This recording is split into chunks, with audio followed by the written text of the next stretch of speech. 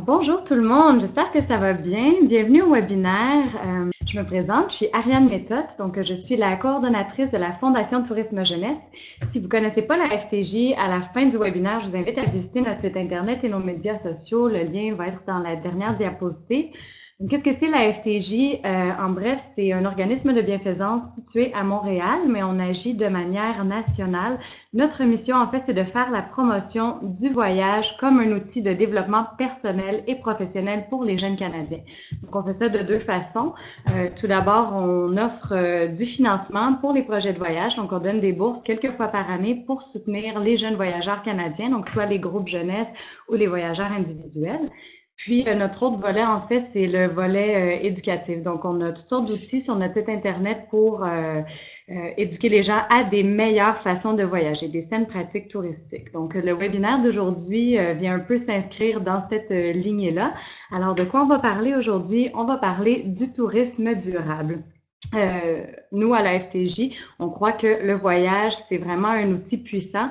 Donc, non seulement pour le développement personnel, mais pour le développement en général, donc créer des liens entre les cultures et tout. Mais parfois, avec les tendances de tourisme actuelles, en fait, les impacts sont parfois très limités et peuvent même être dommageables. Donc, en fait, on veut discuter un peu de ça aujourd'hui. Quels sont les impacts négatifs, quels sont les moyens peut-être de faire transiger ça, donc pour que ce soit un impact positif à la place. Et pour ce faire, j'ai avec moi aujourd'hui Francis Lavoie, le conseiller en développement tourisme durable et solidaire pour Village Monde. Salut Francis. Allô Ariane, Ça va bien? ça va bien toi? Oui, alors oui, merci. Parle-nous un peu de toi et de Village Monde. Oui, ben en gros, moi je suis chez Village Monde depuis 3 ans, en tant que conseiller en développement. Donc, ce que ça dit grosso modo, c'est que je m'occupe euh, de superviser toutes les missions d'exploration. Donc, on est un organisme qui développe avant tout un réseau d'initiatives durables et solidaires, donc des hébergements, des projets touristiques communautaires qui sont dans les petits villages, hors des sentiers battus, et qui ont un impact local positif, justement. Parce que chez Village Monde, on croit aussi que le tourisme est un outil de développement incroyable. Donc, oui, d'un point de vue personnel, les gens voyagent parce qu'ils ont plein de bonnes raisons de voyager, l'ouverture sur le monde, apprendre sur les différentes cultures, mais aussi un outil de développement local. Comme tu le disais, c'est un outil vraiment important et on a réalisé assez rapidement chez Village Monde que le tourisme pouvait être une source de revenus supplémentaires, mais une source de développement local pour contribuer à améliorer les conditions de vie de ces communautés. Donc, c'est ce qui occupe la plupart de notre temps. Et en tant que conseiller en développement, ben, je suis amené à travailler avec plus de 400 hébergements dans une quarantaine de pays et avec tout le reste de l'équipe chez Village Monde qui est en contact constant avec ces hébergements-là et qui s'assure finalement que ces initiatives qui ont un impact réel positif pour les communautés ont un meilleur accès au marché des voyageurs et qui peuvent recevoir ces voyageurs-là qui sont intéressés à séjourner chez eux en leur offrant une plateforme de réservation gratuite qu'on présentera à la fin du webinaire. Oui, c'est super intéressant. On va avoir la chance effectivement à la fin de présenter Vaolo, la plateforme, mais tout au long de la séance, je suis certaine qu'on va en apprendre un petit peu plus sur Village Monde aussi dans tes réponses. Donc, avant qu'on se lance dans le vif du sujet, je vais vous présenter notre autre invité pour aujourd'hui. Donc, Marie-Gilles Fabrice, c'est la coordonnatrice marketing chez Hostling International Canada. Allô, Marie-Gilles. Allô? Ça va bien? Oui, super, toi? Oui, merci. Donc, avant de nous présenter le déroulement de la session, est-ce que tu peux nous parler un petit peu de HI Canada? Bien sûr. Donc, HR Canada, c'est Hosteling International Canada. C'est une organisation à but non lucratif ayant pour mission de bâtir une communauté de voyageurs conscients, partageant une plus grande compréhension à l'égard des peuples, des lieux et des cultures. Au Canada, on compte 54 auberges HI réparties dans tout le pays, donc du Pacifique à l'Atlantique. Et à l'échelle mondiale, on fait partie donc de Hosteling International, qui est le plus grand réseau d'auberges au monde et qui regroupe au total 3300 auberges dans 64 pays. Et aujourd'hui, je vais être la modératrice. Donc, vous pouvez écrire vos questions tout au long du webinaire dans le chat en bas à droite et on va y répondre à la fin du webinaire dans la période de questions. Ou sinon, si vous nous suivez sur Facebook, vous pouvez écrire vos questions en bas du vidéo live. Donc, on va aussi y répondre à celle-là à la fin du webinaire. Super. Donc, merci Marie-Gilles. Je te dis à plus tard. On va se revoir à la fin de la session pour la période de questions. Donc, la première partie du webinaire, en fait, ça va être divisé en quelques sections. Tout d'abord, je vais vous présenter différentes formes de tourisme et ensuite, on va, Francis et moi, avoir une conversation sur les différentes sphères d'intervention du tourisme, donc environnemental, animal, social. Donc, tout d'abord, on va parler, comme je dis, des différentes formes de tourisme. J'ai regroupé le tout, donc j'ai créé le petit diagramme ci-dessous. Donc, tout ce qui gravite autour du tourisme alternatif. Donc, tout d'abord, le tourisme alternatif, c'est un terme générique, en fait, qui englobe toutes les formes de tourisme qui s'opposent au tourisme traditionnel.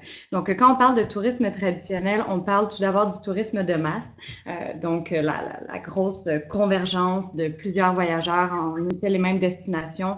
On parle également de tourisme de surface, donc les gens qui voyagent mais qui vraiment visitent un pays de manière très superficielle.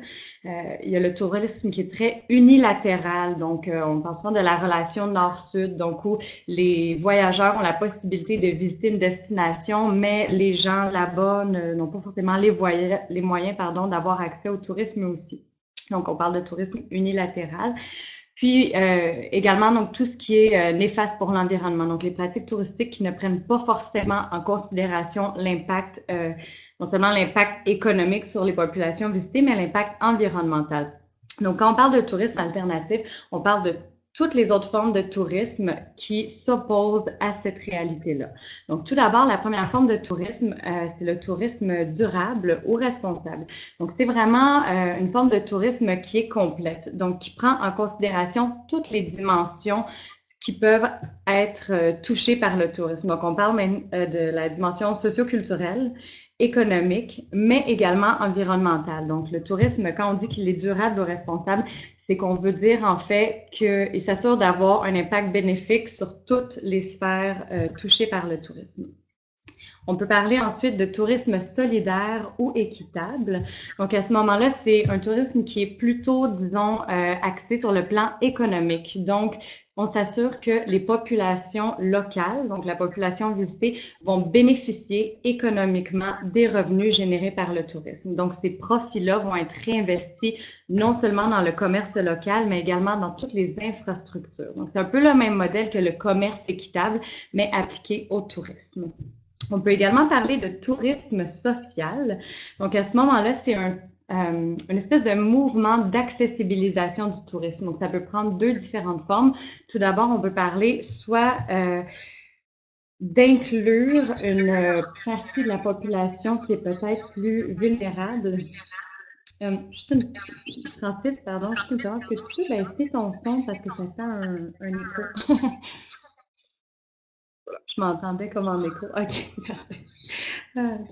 Désolée. Donc, oui, c'est ça. Donc, le tourisme social. Donc, c'est quand, par exemple, on va créer, disons, une entreprise de réinsertion sociale qui va agir dans le milieu touristique pour créer des revenus pour cette tranche de la population un peu plus vulnérable ou marginalisée.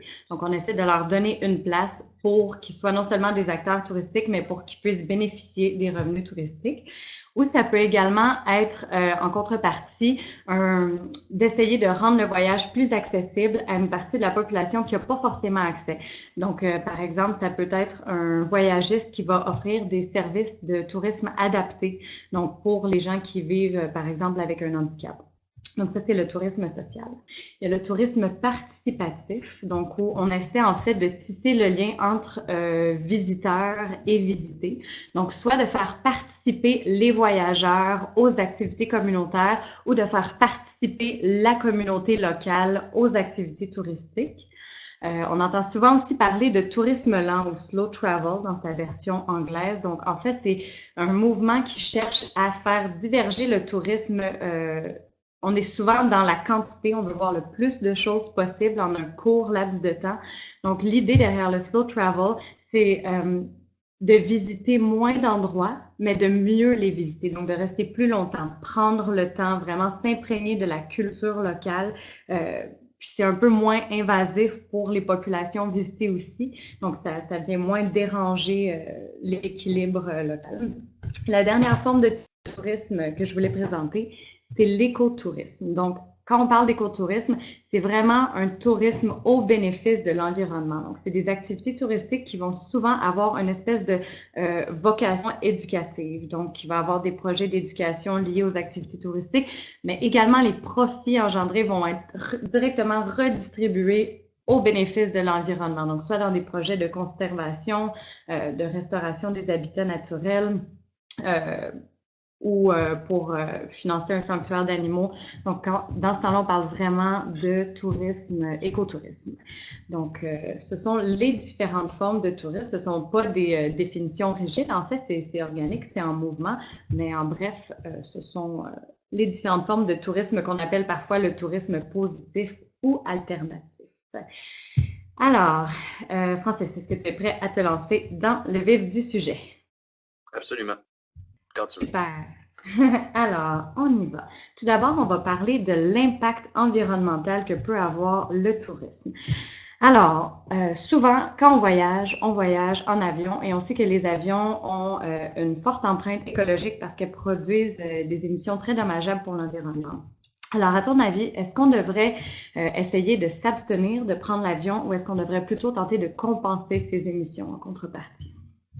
C'est une question qui est un peu touchée, c'est difficile de répondre, parce qu'il faut dire que déjà à l'heure actuelle, il y a 1,3 milliard de voyageurs qui parcourent le monde, que ce soit pour les vacances, pour les affaires, pour visiter de la famille pendant le temps des fêtes, etc. Donc, 1,3 milliard de voyageurs, ce qui fait beaucoup de monde et beaucoup d'avions, sensiblement, sachant que d'ici 2030, l'UNWTO, qui est l'organisme des Nations Unies pour le tourisme, évalue à 1,8 milliard de voyageurs. Donc, le nombre de voyageurs va augmenter au niveau international. Donc, malheureusement, l'avion reste encore le transport favori des voyageurs, surtout quand on veut aller loin de chez soi. Donc, la première idée, le premier conseil que je pourrais donner pour compenser nos émissions de carbone, ce serait de découvrir ce qui existe près de chez nous. C'est-à-dire, bon, en 2019, je vais visiter, par exemple, ma province, ma région, mon territoire, même ma ville, que je connais peut-être un peu moins, faire jouer le touriste dans sa propre ville, comme on dit. Mais encore là, on peut se rendre compte facilement qu'on peut se dépayser ou se déconnecter totalement à ne serait-ce qu'une heure de route de chez soi. Il y a plein de belles choses à découvrir, mais c'est certain qu'on a le goût du sud, on a le goût d'aller un peu plus loin, de pousser nos horizons, et il ne faut pas nécessairement s'empêcher de le faire, simplement que il faudra éventuellement penser à compenser l'impact qu'on a sur l'environnement lorsque l'on va voyager. Parce que au niveau individuel, c'est peut-être peu perceptible, mais si on met bout à bout toutes les personnes qui ont pris l'avion en une année, ça fait énormément de tonnes de CO2 à compenser. Et au bout du compte, est-ce qu'il y a vraiment compensation? Ben, actuellement, c'est pas vraiment le cas. On estime en ce moment qu'un voyageur qui fait aller-retour Québec-Paris, soit environ 10 000 km, va émettre environ 1,2 tonnes de CO2, ce qui équivaut à environ 7 arbres à planter pour considérer que ton voyage a été carboneutre. Donc, il existe de plus en plus d'outils et d'organismes en ligne qui sont voués finalement au reboisement, à la reforestation, donc qui permettent finalement de calculer en quelques clics et compenser son émission de carbone pour finalement quelques dollars. Donc, dépendamment des transports qu'on a pris sur place, on peut calculer finalement tous les transports qu'on a pris, donc les émissions de carbone qui ont été générées par notre voyage de A à Z. Donc, une belle façon déjà de compenser ses déplacements, faute d'avoir une alternative plus éco-responsable que les avions pour le moment. Mais, je dirais encore là, essayez de voir aussi près de chez vous ce qui pourrait être à découvrir parce qu'il y a plein de belles petites richesses, de beaux petits trucs à découvrir près de chez soi. Oui, puis c'est un peu ça l'idée derrière le slow travel aussi, c'est de limiter ses déplacements, mais de prendre le temps d'approfondir la connaissance qu'on a d'une seule et même destination. Un peu dans la même lignée, donc les croisières, les bateaux de croisière, c'est super populaire. C'est plus un secret que les bateaux de croisière sont vraiment un fléau environnemental, en fait, non seulement pour les carburants qu'ils utilisent, qui sont rejetés dans l'océan, mais également aussi parce qu'en fait, ça a tendance à être un peu dérangeant pour les populations qui sont visitées, le flot de touristes qui débarquent d'un seul coup. Donc, les bateaux de croisière, on va pas se leurrer, les gens vont pas du jour au lendemain cesser de faire des croisières. En attendant qu'on découvre une alternative qui serait peut-être plus environnementale au bateau actuel, est-ce que tu penses que la responsabilité incombe aux voyageurs de compenser pour leur carbone ou est-ce que ça devrait plutôt être les compagnies de croisière en tant que telles qui sont responsables pour ça? Comme le tourisme, c'est une économie importante, c'est un marché, on parle donc d'une offre et d'une demande. Ça reste la responsabilité de l'offre et de la demande finalement d'être responsable de l'impact de cette activité-là. Et effectivement, mais les gens n'arrêteront pas de faire des croisières du jour au lendemain. Je pense qu'il y a justement un travail d'information et de sensibilisation à faire auprès de ces gens-là pour leur expliquer que au-delà des croisières, ben, il y a des avantages finalement à faire d'autres types de voyages qui sont oui, plus éco-responsables, mais plus riches peut-être en compréhension, en interprétation de la culture qu'on visite, de l'endroit qu'on va visiter au-delà des beaux paysages. Donc, je dirais que d'abord et avant tout, les passagers et les compagnies doivent compenser leurs émissions. Si déjà la compagnie ne fait aucune action pour compenser ses émissions de carbone ou l'impact environnemental de son passage sur les zones côtières d'une île ou d'un pays donné, les voyageurs devraient songer à une autre compagnie ou même opter justement à une autre option que la croisière qui finalement fait pression sur les zones côtières, les zones corallières des pays visités. Donc, euh, je trouve même que la croisière, c'est un peu l'extrême définition du slow travel, c'est-à-dire qu'on va rester sur le même bateau pendant quelques jours, pendant plusieurs jours en fait, puis on sortira qu'à de rares occasions pour s'imprégner rapidement bon, du mode de vie local, aller manger dans un restaurant, découvrir la ville, vite fait. Donc, pour moi, c'est pas le mode de voyage idéal, mais en attendant, bon, tâchons de proposer finalement aux voyageurs de compenser les émissions de leur voyage qu'ils vont faire sur un bateau. Et il faut dire que du côté des compagnies, il y en a certaines qui vont commencer à inclure dans leur forfait une taxe de compensation carbone qui finalement garantit aux voyageurs que la compagnie utilise une partie des revenus qui sont générés pour compenser ces émissions-là. Donc, il y a des beaux gestes qui sont faits. Simplement, essayer d'en savoir plus à ce moment-là lorsqu'on magasine des croisières auprès de quelle compagnie et est-ce que cette compagnie-là a une politique environnementale claire à propos de ses émissions de carbone. Oui, je suis d'accord. Les croisières, c'est pas pour tout le monde, mais c'est un peu le fast-food, le fast-food du tourisme. Donc, Oui, effectivement, c'est important de se renseigner. Mais il y a du changement déjà. Il y a de plus en plus de compagnies qui posent des gestes pour essayer de, non seulement parce que c'est au bout du jour, le voyage responsable, mais parce que je pense qu'ils commencent à être conscients des impacts que ça a. Donc, oui, des puis belles il y a avancées. des pays où ça devient une condition. Je veux dire, il y a des pays comme la Bolivie ou le Costa Rica où il faut absolument penser à sa politique environnementale avant même de penser à accueillir des voyageurs chez soi. Il faut que l'éco-responsabilité soit là à 100% et que ça fasse partie finalement des valeurs et de la mission de l'entreprise ou de l'hébergement. Oui, donc la responsabilité revient un peu à tout le monde, à nous les voyageurs de Effectivement. s'informer et aux compagnies d'offrir quelque chose qui va nous plaire. Oui. Euh, Encore dans la section impact environnemental, mais on parle de destination en tant que telle maintenant. Donc, on dit à Rome, on fait comme les Romains. Qu'est-ce qu'on fait dans la situation où on visite un pays qui n'a pas vraiment de saines pratiques environnementales? Donc, parfois, il y a certains pays où il n'y a pas de service de collecte des déchets, par exemple, où il n'y a pas de recyclage, de tri des déchets, ou par exemple, la nourriture est presque d'entrée de jeu servie dans du styromousse ou des contenants jetables. Est-ce que tu as un peu un conseil sur comment essayer de limiter son empreinte quand on est dans une situation comme ça? Oui, c'est sûr que malheureusement, certains pays n'ont pas adopté encore de telles pratiques. On parle de collecte des déchets, de recyclage, l'abolition du styromousse, même au Canada, c'est pas encore tout à fait implanté, loin de là. Et heureusement, en revanche, l'industrie touristique est dans son virage vert actuellement. On a eu tout récemment un premier sommet au Canada, ça s'est déroulé à Ottawa, un tout premier sommet mondial de l'écotourisme en Amérique du Nord. Avant, ça s'était jamais passé en Amérique du Nord avant, ça s'est passé à Ottawa cette année, ça s'appelle Ecovismo.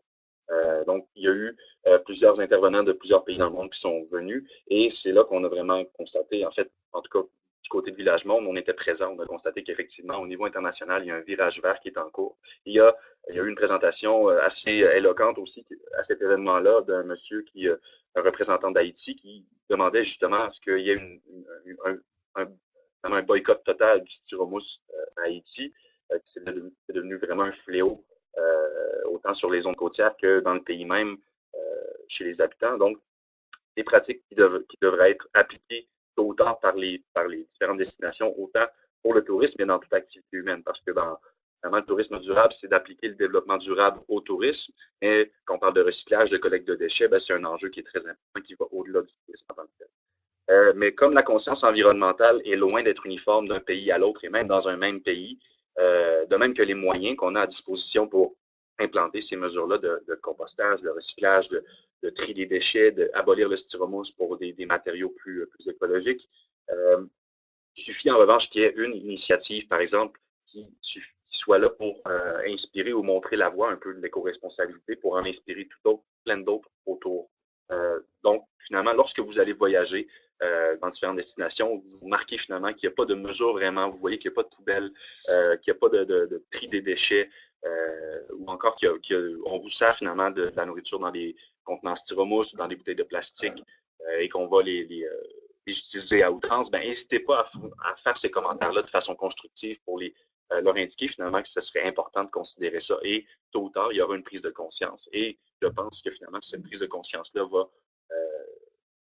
se répandre finalement d'une initiative à l'autre. Donc, c'est important finalement en tant que voyageur, de faire ces commentaires-là de façon constructive.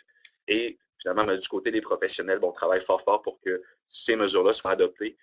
Mais il y a finalement tout plein d'acteurs en jeu. Il y a certainement les entrepreneurs touristiques, donc les hébergements, les guides, les pourvoyeurs de croisières, de circuits, mais il y a la sphère politique aussi qui est très importante lorsqu'on veut faire appliquer justement des mesures environnementales au marché touristique, au secteur touristique d'un pays donné. Ben, il faut que la sphère publique, les institutions publiques soient impliquées et coopérantes dans ce sens-là. Donc, c'est pas toujours facile. Non, c'est sûr, c'est pas simple parce que pour instaurer un système de collecte des déchets, de recyclage et tout, ben en fait, ça prend des sous. Donc souvent, en fait, le tourisme peut aider à amener ces revenus-là qui sont nécessaires pour créer des infrastructures. Donc c'est un peu la situation de la poule et l'œuf. Donc ils ont besoin des revenus touristiques pour pouvoir réinvestir dans les infrastructures. Mais c'est un très bon conseil que d'émettre le commentaire constructif. Puis moi, personnellement, ce que j'aime faire aussi quand je voyage et je vois qu'il n'y a pas de poubelle à portée de la main ou quelque chose comme ça, ben, j'ai développé l'habitude de traîner des sacs en plastique avec moi, puis je ramasse mes propres déchets. Éventuellement, on trouve une poubelle. Il y a toujours une poubelle quelque part à un moment donné.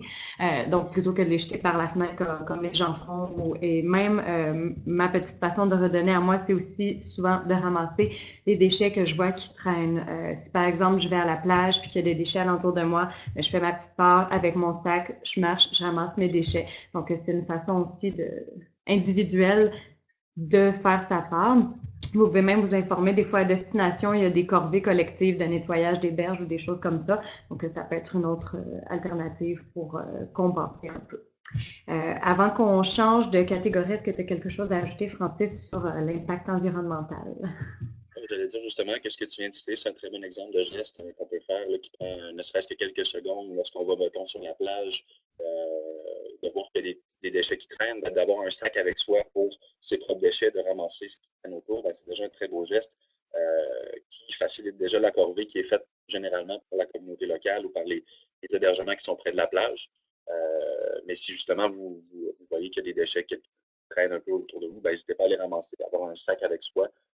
C'est une bonne façon finalement de limiter la trace qu'on laisse sur place. Et c'est finalement le but du tourisme durable, parce qu'on dit que c'est une forme de voyage, mais finalement c'est, comme tu disais aussi, un peu comme le commerce équitable, comme acheter du café équitable à l'épicerie. Ben là, on fait simplement un choix de consommation et finalement nos actions qu'on va faire sur place vont laisser une trace, qu'elle soit positive ou négative. Donc s'assurer qu'au final, le bilan de notre voyage soit le plus positif possible, autant pour l'environnement que pour les gens qu'on a rencontrés.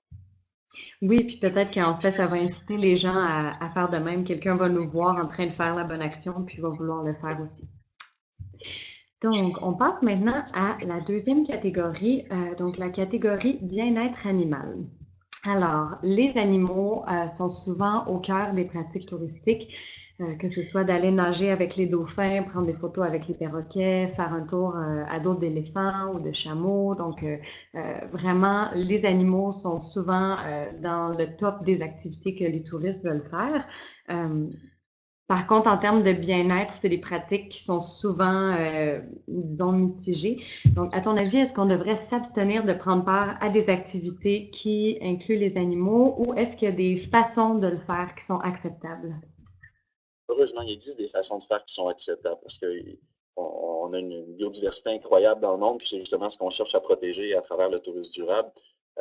On les aime beaucoup, les animaux, mais on dirait que à certains moments, ils sont un peu victimes de leur succès ou de l'attraction qui sont en fait. Mais en fait, il faut oublier que les animaux sont des attractions. Les animaux ne sont pas des attractions, en fait. Mais il existe de plus en plus d'activités zoologiques, donc qui sont encadrées par des organismes ou des associations qui sont vouées à la protection de ces espèces. Donc, permettre de découvrir ces espèces-là sur place sans nécessairement avoir à monter sur leur dos. Donc, des activités respectueuses de l'animal qui peuvent être faites, par exemple, donner le bain à un éléphant qui est présent dans la réserve, donc une réserve protégée qui permet l'accueil des voyageurs et qui vont finalement vous permettre de nettoyer l'éléphant lorsque ça va être l'heure du bain, sans lui monter sur le dos déjà, faire de l'observation d'oiseaux, de primates ou d'insectes, mais tout ça à distance raisonnable pour pas troubler leurs activités. Donc, c'est un autre exemple d'activité qui peut être fait sans nuire à l'animal ou sans troubler ses activités normales. Mais il ne faut pas s'empêcher nécessairement de faire, par exemple, une petite excursion à dos de cheval ou de faire un trekking avec une mule qui va porter les bagages. Parce que, oui, effectivement, on utilise l'animal, mais l'animal est utilisé à tous les jours par ces gens-là pour toutes sortes de raisons, que ce soit pour l'agriculture, pour le travail. Et dans la mesure où on est conscient du traitement de l'animal, si l'animal est bien traité, qui fait partie de la famille, parce que souvent, c'est une richesse incroyable d'avoir un troupeau ou d'avoir du bétail, c'est une richesse inestimable pour ces gens-là. Donc, ils vont en prendre très soin bien souvent.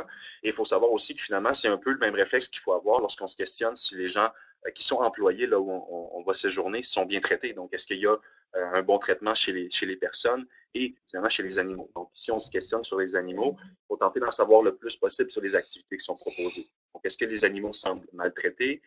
Est-ce que une partie des revenus qui sont générés par ces activités-là servent à leur protection ou à leur conservation? Et est-ce que l'animal qui est finalement visité, qui est comme au centre du produit touristique en quelque sorte, est utilisé comme une simple attraction ou est-ce qu'il est plutôt valorisé comme une richesse à protéger? Donc, c'est un peu dans le message de l'entreprise, que ce soit la réserve naturelle ou l'hébergement qui chapeaute cette activité-là, quel est un peu le message qu'ils projettent à travers ça? Est-ce qu'ils veulent sensibiliser les gens à cette richesse-là, donc à cette richesse naturelle qu'il faut protéger? On veut beaucoup le mettre de l'avant comme un produit touristique qu'on va consommer en venant rapidement prendre des photos, le prendre dans ses bras, monter sur son dos, etc. Donc, on le voit aussi à travers les différentes personnes qui sont allées sur place. Lire les commentaires, c'est déjà un très bon réflexe à faire, ne serait-ce que pour aller visiter finalement un temple ou un parc qui semble bien connu, mais avant, on voudrait avoir un peu l'avis des gens. Est-ce que c'est fait dans un cadre respectueux et qui finalement encadre cette activité-là? Est-ce que c'est un organisme qui est reconnu ou c'est plutôt une petite entreprise dont on n'a pas beaucoup entendu parler, qui fait affaire avec une agence un peu louche? Donc, cette petite enquête-là n'est pas très difficile. En fait, il suffit de faire quelques recherches sur Internet et de regarder des commentaires de clients. Et si jamais sur place, vous vous rendez compte que l'activité en question n'est pas vraiment respectueuse, vous voyez que l'animal en question n'est pas bien traité, ben, n'hésitez pas finalement à en faire le commentaire, à finalement dénoncer, entre guillemets, cette entreprise-là en dénonçant cette mesure-là sur Internet. Donc, les gens n'iront plus faire cette activité-là. Donc, on encourage les gens à adopter des comportements respectueux en voyage. Donc, évitons cette activité, évitons cette destination. Oui, puis c'est ça, c'est bien important de se renseigner et de faire le commentaire et à l'entreprise et dans les médias sociaux. On a vraiment la chance de vivre dans une ère où l'information est partout parce qu'il faut être prudent. Il y en a beaucoup des entreprises qui prétendent avoir des bonnes valeurs, mais en vrai qui font pas attention à leurs animaux. Donc c'est vraiment juste une attrape touristique. Donc renseignez-vous puis partagez l'information. Pour ce qui est de la vie marine, donc on sait que bon les carburants utilisés pour les choses comme par exemple les sidous, les bateaux ou même des fois juste la présence des plongeurs peut être nuisible pour les écosystèmes ou les crèmes solaires qu'on utilise. Donc, est-ce que tu as des conseils pour les adeptes de sport nautique pour les aider à avoir un impact plus minime sur la vie marine? Oui, bien sûr. Il y a plein de petits gestes qui peuvent être faits. Il y avait une étude que j'ai vue récemment là, qui a été faite par la Confédération européenne des industries nautiques, qui disait que près de 80% de la pollution marine est due aux activités terrestres. Donc ça Ah, ne veut pas dire que les activités marines sont peu polluantes, ça veut juste dire que les activités terrestres sont très polluantes. Mais tout ça pour dire qu'il ne faut pas négliger les activités marines parce qu'elles ont quand même un impact, mais qu'il existe finalement plusieurs petits gestes simples lorsqu'on voyage. Donc, si on aime les sports nautiques, le premier conseil que je pourrais donner, c'est d'éviter les activités motorisées. Donc, faire de la moto marine, déjà, c'est une activité qui est très peu recommandable du point de vue durabilité. Donc, si on parle d'éco-responsabilité, le CIDO est peut-être à proscrire, déjà sur la pression que ça va donner avec le relâchement du carburant, la pression sur les zones côtières, c'est pas tout à fait approprié, étant donné qu'on va souvent faire de la vitesse aussi avec ces motos marines-là, donc on va troubler généralement les espèces qui vivent dans les bas-fonds. On peut aussi favoriser des entreprises locales qui ont une politique environnementale ou une mission claire pour la protection ou la préservation de la vie marine. Par exemple, une école de surf qui va investir dans la protection des coraux ou qui va pratiquer de la sensibilisation auprès des jeunes dans des écoles locales, auprès des voyageurs qui vont participer à des cours de surf à cette école-là. Donc, par exemple, une entreprise qui offre des activités à faible impact sur la vie marine et qui va en revanche, en plus, contribuer à la protection de cette vie marine-là. Donc, c'est un bon exemple. On peut aussi penser à un hébergement qui va être situé près d'une plage, qui va proposer, par exemple, des excursions en pirogue, en kayak, en planche à voile. Donc, on parle de plaisance alternative, donc non motorisée, et qui, par exemple, va contribuer à la ponte des tortues marines. Par exemple, on a l'écologe Avelot Bénin qui est situé tout près de la plage, qui est un super bel hébergement, qui va aider les tortues marines à pondre lorsque vient la saison de la ponte, en les protégeant finalement, parce que en les protégeant des prédateurs et des gens qui vont cueillir les œufs de tortues sur la plage. Donc, un très bon geste qui est fait par l'hébergement et qui contribue finalement à protéger la vie marine locale sans empêcher les voyageurs finalement de faire de belles activités nautiques. puis il y a aussi en fait de faire attention aux produits qu'on utilise. Donc, Oui, tout on à se fait. rend compte de plus en plus de l'impact des crèmes solaires ou des parfums qu'ils peuvent avoir sur la vie marine. Donc, essayer d'utiliser des produits qui sont certifiés, respectueux de l'environnement, pas seulement dans la production, mais également quand on expose les animaux à ces Oui. produits-là. C'est évident, oui, effectivement, puis c'est évident qu'il faut, on dit qu'il faut rien jeter dans l'eau, mais des fois, on s'en rend même pas compte. Justement, ce qu'on a sur la peau peut aussi être toxique pour certaines espèces marines. Donc, la crème solaire qu'on va porter, le chasse-moustique.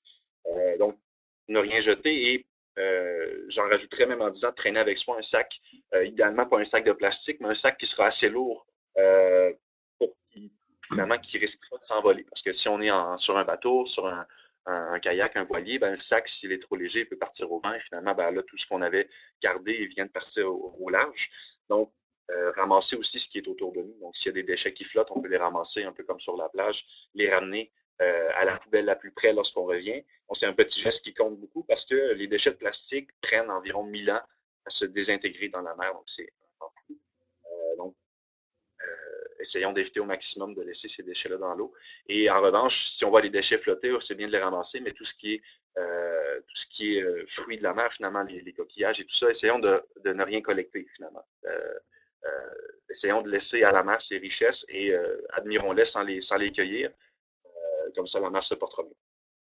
Oui, on en a parlé un peu déjà au travers des réponses que tu nous as données, mais est-ce qu'il y a une façon de s'assurer qu'une compagnie avec laquelle on fait affaire, donc soit une réserve faunique ou un voyagiste, est vraiment éthique, donc de s'assurer de la légitimité? Oui, en fait. On peut poser ces questions-là directement aux voyagistes ou on peut essayer de s'informer autant que possible à travers les informations qui sont disponibles sur Internet, dans les guides de voyage, dans les forums de voyageurs ou à travers justement les commentaires des voyageurs ou des clients qui ont séjourné là. Donc, il existe plein de plateformes qu'on connaît tous qui nous aident finalement à faire notre choix lorsqu'on magasine entre un ou l'autre voyagiste, un ou l'autre des hébergements qu'on aimerait visiter. Donc, quand on est dans la phase de magasinage, on regarde beaucoup ces avis-là qui nous permettent finalement d'en déduire un peu de l'aspect éthique de ce voyagiste-là. Donc, est-ce que je vais vous donner par exemple des questions qu'on pourrait se poser ou qu'on pourrait poser directement au voyagiste si jamais on veut vraiment aller plus loin et être certain finalement que cette compagnie-là est éthique. Je veux dire, c'est une chose qui se demande en tant que client d'être mis au courant de ce qui est mis en place par le voyagiste, quelle est sa mission, ses valeurs, et qu'est-ce qui est concrètement fait par cette entreprise-là pour avoir un impact local positif. Donc, par exemple, est-ce que le voyagiste va employer des personnes locales ou des personnes étrangères? Donc, déjà, si on génère des emplois locaux, ben, c'est déjà une bonne chose parce qu'on favorise vraiment l'autonomie locale, on favorise des emplois dans le pays qui est visité. Donc, on garde des revenus qui sont générés sur place plutôt que de remettre ça dans les poches étrangères. Est-ce que des membres de la communauté locale sont impliqués dans les activités, donc qui sont offertes? Et si oui, dans quel contexte? Donc, un peu comme tout à l'heure quand on parlait d'activités zoologiques, est-ce que les activités à caractère culturel sont faites dans le respect des populations locales? Est-ce qu'on les implique finalement? Est-ce qu'on en fait la promotion comme un produit touristique ou comme une richesse culturelle, encore une fois, en parallèle avec les activités zoologiques? Est-ce que cette population locale-là est ouverte au tourisme et désireuse d'accueillir des étrangers? Donc, on peut essayer de s'informer auprès de la compagnie s'ils reçoivent souvent les touristes. Est-ce que généralement les rapports sont positifs entre les voyageurs et la population locale? Et voir avec les commentaires des voyageurs si ça a été des expériences authentiques, s'il y a eu des échanges riches entre eux et les voyageurs ou si c'était plutôt froid à l'arrivée. Donc, essayer de comprendre ça avant de partir, c'est aussi un bon moyen de savoir. Donc, combien de voyageurs ils reçoivent par année environ? Si c'est de l'ordre de quelques dizaines à quelques centaines ou plusieurs milliers, donc ça me donne un ordre de grandeur. Ça ne donnera pas nécessairement un indicateur sur le côté éthique de la compagnie, mais on déduira qu'une entreprise qui a été visitée plusieurs fois, qui a eu des clients et qui a des avis positifs, ben que finalement, le voyagiste doit être légitime et éthique. Après, il faudra voir la durabilité des activités qui sont proposées, est-ce qu'ils impliquent vraiment des gens de la place et est-ce que c'est fait de façon éco-responsable. Mais ensuite, est-ce qu'on peut voir si finalement ils ont un livre d'or ou un registre de commentaires, donc qui peut être vraiment une bonne source d'information pour nous. Et finalement, sur leur site web, est-ce qu'ils ont une politique environnementale et une implication sociale? Donc, en tant qu'entreprise, en tant qu'association, ou même en tant qu'organisme à but non lucratif, parce que ça existe, en fait, on peut très bien séjourner quelque part et finalement, l'entreprise, en fait, n'est pas une entreprise, mais un organisme à but non lucratif qui va tout réinvestir finalement localement dans les projets environnementaux, sociaux, communautaires, etc. Donc, tout ça, c'est des indicateurs et des questions qu'on peut se poser pour savoir si le voyagiste ou la compagnie auprès de qui on veut faire affaire est légitime et éthique dans cette affaire. Puis, pour revenir un peu au bien-être animal, vous pouvez aussi vous informer sur la provenance des aliments. Donc, si vous allez consommer de la viande, essayez de voir, OK, est-ce que les fruits de mer ou est-ce que la viande provient d'un élevage respectueux? Bon, c'est un peu difficile à déterminer parfois, mais ça vaut la peine de poser la question. Puis en fait, plus on est de gens à poser ces questions-là, plus les compagnies vont sentir le besoin de donner des réponses. Donc, demandez-les quelles sont vos pratiques environnementales, quelles sont vos pratiques animales, où est-ce que vous prenez votre nourriture, essayez de vous informer si vous vous engagez dans une activité comme un safari, bon, est-ce que ça se fait de manière respectueuse des animaux, est-ce que ça vient poser un frein à, disons, est-ce que ça vient entraver leur cycle de reproduction? Est-ce que ça traverse un corridor ou de migration? Donc, c'est vraiment des questions importantes à poser. Puis, en fait, ça revient toujours à renseignez-vous. Faites vos recherches avant de partir et n'ayez pas peur de poser. Oui? Sans faire nécessairement une grande enquête auprès du voyagiste, on peut faire le travail inverse puis finalement de faire ses recherches à partir de sources de voyagistes, par exemple des guides ou des plateformes ou des sites web qui ont déjà fait un peu le tri, qui vont dire pour vous, ces compagnies-là ont été reconnues, ils ont été certifiées éco-responsables, éthiques et leurs pratiques ont été reconnues comme respectueuses et positives. Donc, par exemple, on pense au guide Viatao, qui est un petit guide peu connu, mais Viatao commence à avoir plusieurs guides dans plusieurs pays d'Asie, d'Amérique latine, par exemple, et c'est une source d'information vraiment géniale pour avoir des entreprises, des voyagistes qui sont éthiques et respectueux. Donc, déjà, on a un filtrage de faits. Donc, après, c'est de voir si nous, on veut faire notre recherche nous-mêmes. Il faudra faire peut-être une enquête un peu plus poussée si on veut s'assurer que notre voyage est éthique. Mais généralement, avec les commentaires des voyageurs et avec l'information qu'on a sur leur site web et sur les différentes plateformes où on va parler de cette entreprise-là, on aura déjà une bonne quantité d'informations pour se faire une idée et avoir une bonne impression de si finalement cette compagnie-là est éthique. Oui, et pour clore le sujet du bien-être animal, en fait, pensez au bien-être des animaux avant de penser à votre propre plaisir personnel quand vous allez réserver des activités impliquant les animaux. C'est certain. Alors, on passe maintenant à la catégorie retombées sociales. Donc, on entend souvent parler de surtourisme. Donc, c'est quand il y a une trop grande affluence de voyageurs vers une même destination. Donc, par rapport à ce que les infrastructures peuvent supporter, par rapport à ce que l'économie locale peut supporter. Donc, est-ce que les commerces peuvent accueillir autant de visiteurs? Est-ce que les routes sont faites de manière à pouvoir supporter un flot de tourisme constant? Donc, est-ce qu'on devrait, selon toi, éviter les destinations qui souffrent de surtourisme ou est-ce qu'il y a une façon, disons, plus respectueuse ou adéquate de les visiter?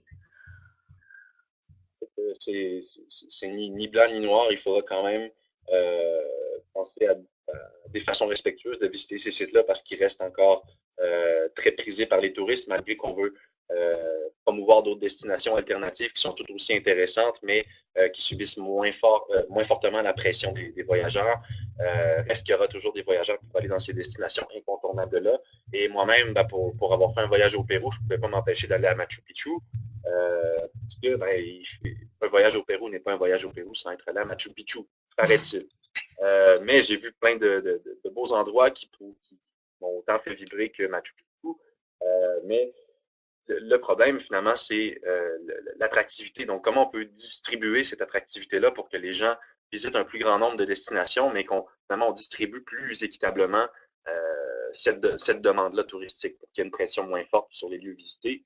Et ce qui est un peu ironique, c'est souvent on va voir des lieux qui sont sacrés patrimoine mondial de l'UNESCO et qui, à partir de ce moment-là, vont être un peu victimes de leur succès et de cette mention-là, qui va renforcer leur attractivité et du même coup la pression des touristes. On pense justement à Machu Picchu, la Grande Muraille de Chine, le temple d'Angkor Wat, où des milliers de voyageurs vont se réunir à tous les jours pour prendre à peu près le même cliché. Donc, on voit ces sites-là qui souffrent de cette reconnaissance de l'UNESCO, par exemple, et on voit en parallèle des mesures qui sont prises par des gouvernements pour limiter, par exemple, le nombre de voyageurs quotidiens qui peuvent visiter le site. Donc, il y a vraiment des balises instaurées, donc des règles de bonne conduite sur place. Donc, il y a des choses qui sont faites pour minimiser ou réduire le plus possible l'impact des voyageurs, mais c'est loin d'être suffisant, qu'on voit quand même la dégradation continuelle de ces sites-là. Et on se rend compte aussi que finalement, malgré le maximum de visites qu'on a pu imposer, par exemple à Machu Picchu, reste que chaque jour, il y a énormément de gens qui vont visiter Machu Picchu et que ça génère un impact incroyable. Sachant qu'il y a tous les 10 minutes un bus voyageur qui part complet d'en bas de la montagne jusqu'en haut et qui va faire l'aller-retour et qu'il y en a peut-être 15 comme ça qui partent entre 8 et 10 heures le matin. Pour les gens de la place, en plus, sachant que c'est un endroit qui est très, très touristique, c'est pas très agréable et c'est encore là pas très écologique. Donc, au-delà des mesures qui sont prises, il faut savoir, bon, ces destinations-là génèrent quand même un revenu important à l'État. Et on comprend aussi pourquoi ces destinations-là sont mises de l'avant par finalement par tous les offices de tourisme nationaux. Par exemple, l'Office de tourisme national du Pérou ne va pas arrêter de promouvoir Machu Picchu du jour au lendemain parce que, déjà, c'est un incontournable parce que depuis des années, on le promouvoit comme le produit touristique numéro 1 du Pérou, mais c'est que ça génère aussi un revenu important pour le pays. Donc, certains endroits comme ceux-là sont vraiment magnifiques. On peut avoir vraiment envie de les visiter malgré le surtourisme. Donc, sans les éviter à tout prix, je dirais qu'il faut essayer autant que possible de les visiter, soit en basse saison, lorsque l'achalandage est moins fort, donc la pression sur le site est moins dense, moins forte, et vous apprécierez davantage votre visite parce que vous aurez le site un peu plus à vous-même, plutôt que d'être entassé entouré d'un groupe de 200 personnes minimum en haute saison. Donc, déjà, un premier conseil que je pourrais vous donner, et rester dans les sentiers balisés. Donc, de respecter toutes les règles de bonne conduite, ce sera très important. De toute façon, généralement, c'est des endroits qui sont très bien surveillés. Donc, les gens qui prennent des photos de choses qu'ils ne devraient pas prendre en photo, qui marchent là où ils ne devraient pas marcher, généralement, c'est plutôt mal vu. Et ça reste très important pour le respect de l'endroit. Je vous dirais aussi de favoriser le transport en commun ou même la marche à pied pour vous rendre sur place. Par exemple, le Machu Picchu, je le cite encore une fois, mais il y a un beau trek à faire que j'ai pas fait cette fois-là, malheureusement, mais que si j'y retourne, c'est certain que je vais le faire. Mais pour se rendre à pied au sommet de la montagne, plutôt que de prendre le convoi d'autobus au pied de la montagne.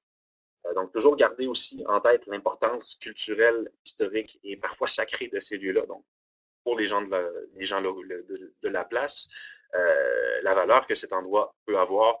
Donc, en gardant ça en tête, ben, je dirais que c'est bon, c'est une bonne manière finalement de traiter cet endroit-là avec respect, sachant que nous, ben, on vient visiter cet endroit-là, on vient prendre quelques photos et on repart. Donc, le faire de façon à ce que les locaux acceptent toujours dans l'avenir à recevoir d'autres touristes pour visiter ce site-là. Donc, être finalement un invité agréable et respectueux. Donc, Super.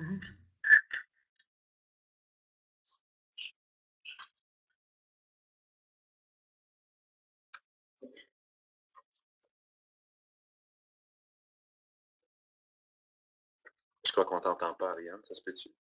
Oh, pardon. Désolée. Maintenant, ça va? Oui. OK. Donc, je recommence.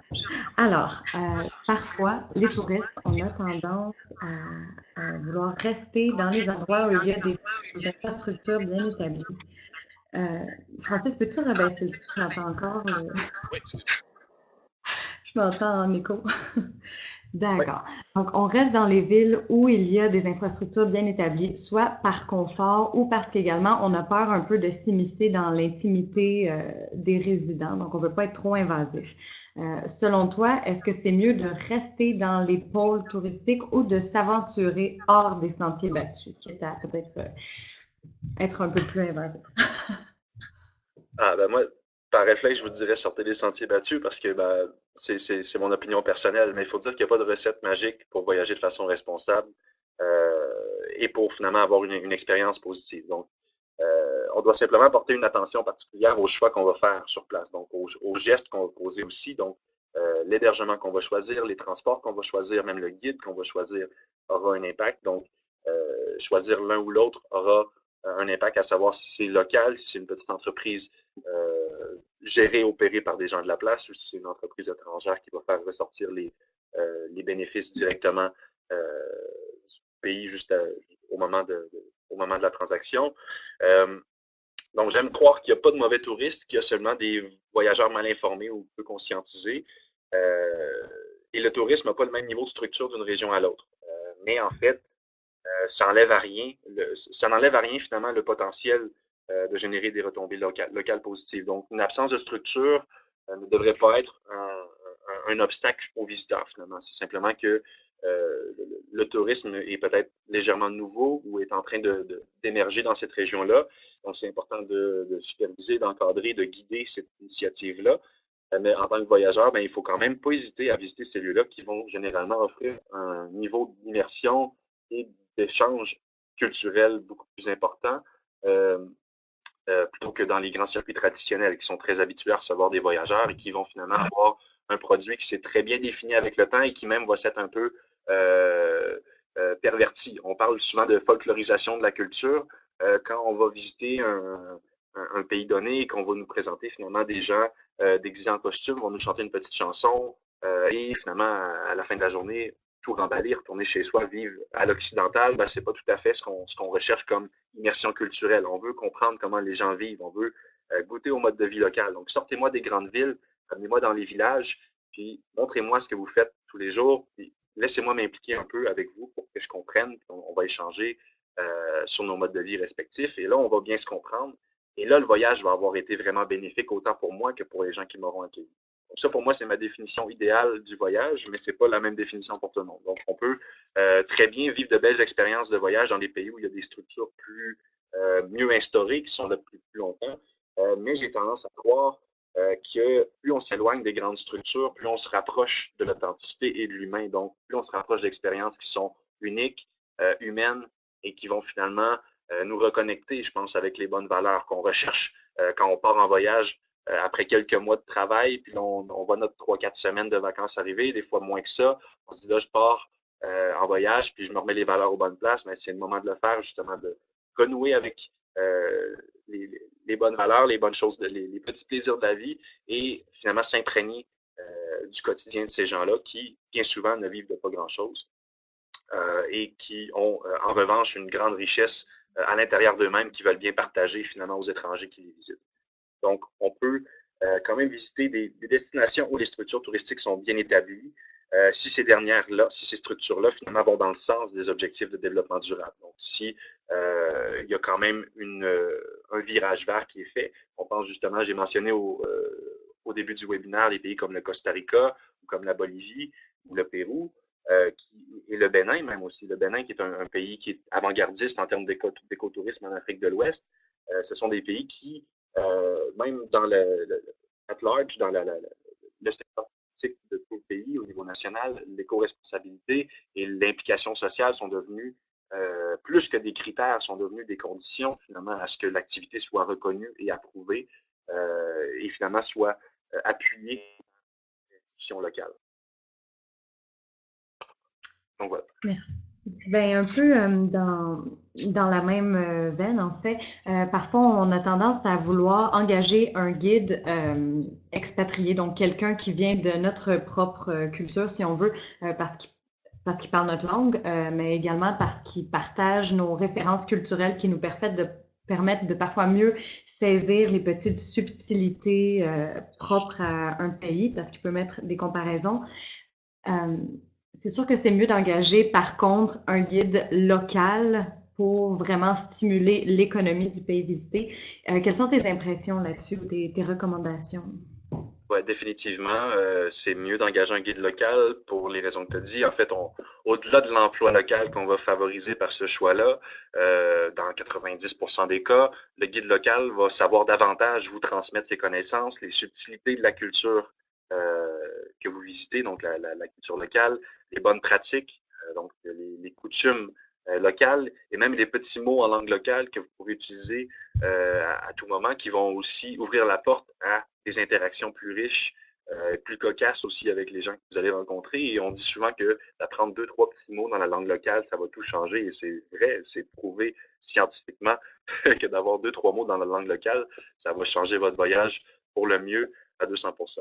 Donc, oui, un guide expatrié peut offrir le même service, la même qualité, sauf que là, encore là, on va encourager une personne qui a eu les moyens de venir s'installer dans ce pays-là, tandis qu'à côté, il y a des guides qui vont faire ça pour leur gagne-pain et pour faire vivre leur famille. Et généralement, le salaire moyen dans les pays en voie de développement, souvent les pays du Sud, qui sont des pays, je dirais, plus prisés par les voyageurs de type sac à dos pour leur niveau de vie peu coûteux. Donc, on peut voyager avec un budget relativement restreint et se permettre quand même plusieurs hébergements, plusieurs activités. Donc, en compensation, ben, il faut quand même privilégier, ben, être conscient finalement du niveau de vie local et privilégier finalement l'emploi local, sachant que pour le même service, la même qualité, le prix sera peut-être légèrement supérieur, mais on aura quand même un service vraiment complet et on aura la garantie finalement que l'information qui nous est transmise par le guide est vraie et finalement la personne qui va nous présenter cette culture-là, qui va un peu servir d'intermédiaire entre la culture qu'on va visiter, entre les gens qu'on va visiter sur place et nous, ben, cette personne-là, elle est au fait finalement de toutes les petites subtilités, les petites choses qu'on ne sait pas nécessairement et que le guide expatrié n'aura peut-être pas pris compte, même si ça fait quelques années qu'il est dans le pays. Donc, je dirais que par réflexe, il faudrait que vous demandiez finalement à votre agence un guide local le plus possible pour vous assurer finalement que la qualité du service de guide soit vraiment au top. Super. Ma dernière question, un peu un peu lourde. En fait, selon toi, euh, est-ce qu'on devrait s'abstenir de visiter des pays où il y a des violations des droits humains, soit pour éviter la confrontation ou par espèce de boycott personnel, ou est-ce qu'au contraire, on est mieux d'y aller pour essayer d'ouvrir le dialogue, pour se renseigner? Quelle est ton opinion personnelle là-dessus? Ouais, je dirais que oui, bon, il faut éviter. On a tous nos convictions et on va bien souvent faire nos choix de consommation en lien avec ces convictions-là. Donc, quand on fait un choix éclairé, on veut finalement choisir, lorsqu'on parle de voyage, nos destinations en lien avec, par exemple, les droits humains. Donc, quelles sont les politiques envers les femmes, par exemple? Est-ce que finalement le gouvernement en place est légitime? Est-ce qu'il maltraite sa population? Est-ce que finalement il y a un traitement légitime et respectueux des homosexuels? Par exemple, on a une carte vraiment intéressante qu'on peut retrouver sur le web qui répertorie les peines encourues par les gens reconnus coupables d'homosexualité dans certains pays qui sont des pays qu'on connaît bien. On ne parle pas nécessairement de pays au fin fond à l'autre bout du monde. On parle de pays d'Amérique latine, d'Afrique, qui sont visités actuellement et qui sont sécuritaires du point de vue du gouvernement du Canada, du gouvernement de la France, par exemple, mais qui, par exemple, vont offrir des peines de plusieurs années ou même de peines de mort pour les homosexuels. Donc ça, c'est vraiment quand c'est quelque chose qui touche à nos convictions, ben on va facilement considérer d'autres options que ces destinations-là lorsqu'on sait finalement que les droits humains sont soit négligés ou bafoués pour certaines strates de la population. Mais en revanche, on choisit une destination pour son attrait aussi, pour finalement autre chose que les politiques et les règles mises en place par l'élite politique. Il y a sa population qui ne reflète pas nécessairement ces politiques-là. Donc, il y a des gens qui vont boycotter des pays pour, par exemple, les positions ou les convictions du dirigeant en place, sans donner d'exemple, mais au-delà de ça, bon, l'attrait du pays en tant que tel, est-ce que c'est ce qui nous motive à visiter cette destination-là? Donc, oui, peut-être si on veut vraiment visiter ce pays-là, malgré les droits humains qui sont peut-être pas totalement acquis, ça peut être une occasion finalement d'aller chercher un témoignage sur place. Nous-mêmes, on peut avoir la chance d'aller rencontrer ces gens-là, savoir comment ça se passe et avoir leur opinion réelle de donc, comment ça se passe ici, comment on le vit et comment ça semble se passer pour les mois à venir. Donc, on a vraiment un point de vue qui est authentique et qui est vraiment de l'endroit. Donc, ça peut être une façon finalement d'ouvrir le dialogue, effectivement, malgré que c'est pas en voyageant dans un pays où les droits humains sont bafoués qu'on va tout changer avec un simple voyage. Donc, c'est vraiment, je pense, du point de vue d'ouvrir le dialogue et d'aller en apprendre plus sur cette situation-là. Peut-être même qu'on va se rendre compte que l'information qu'on avait au départ n'était pas totalement vraie et que sur place, on reconsidère finalement la position qu'on avait. Donc, je pense aussi que le voyage a cette capacité-là de nous permettre de revoir nos convictions puis se repositionner sur certaines choses après avoir pris connaissance vraiment des réalités sur place. Donc, je dirais que l'un ou l'autre des côtés a ses avantages, sachant aussi que la sécurité, la stabilité sociale et politique d'un pays donné peut changer assez rapidement. On n'a qu'à penser aux gens qui pensaient aller passer un séjour des fêtes tranquille en France cette année. Ce sera peut-être pas le séjour des fêtes le plus tranquille qu'ils auront connu de leur vie. Donc, puis, je veux dire, la France, c'est un pays qui est très sécuritaire du point de vue du gouvernement du Canada. Donc, si on va sur les avions voyageurs du gouvernement du Canada, on va voir que certains pays sont déconseillés, sauf raison impérative, il y a même des zones frontalières, par exemple, de certains pays qui vont être non recommandées ou à éviter à tout prix.